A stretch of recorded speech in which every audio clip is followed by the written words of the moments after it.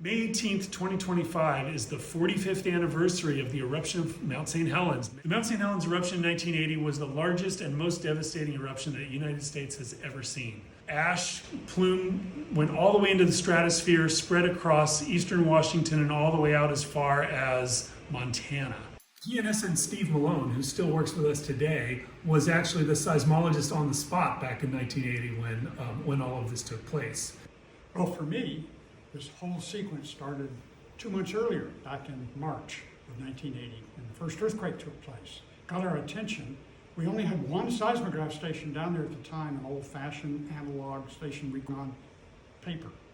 So immediately put in some more stations and then saw seismic activity over the next few days until finally the first small explosion occurred on March 27th, at which point everybody said, oh, it's a live volcano.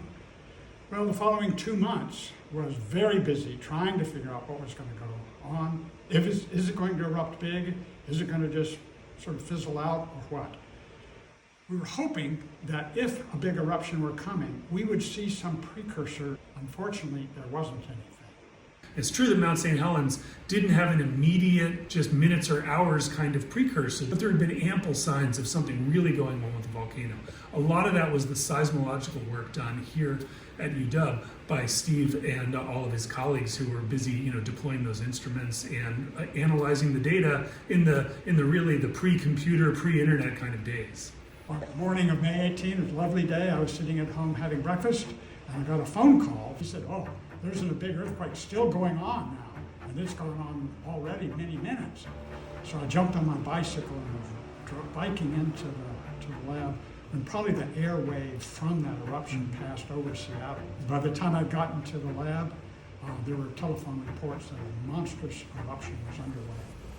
May 18 at 8:32 in the morning, the north side of the mountain failed, unleashing hot volcanic rock inside that blew out the side to the north, destroying a lot of things. Unfortunately, 57 people lost their lives.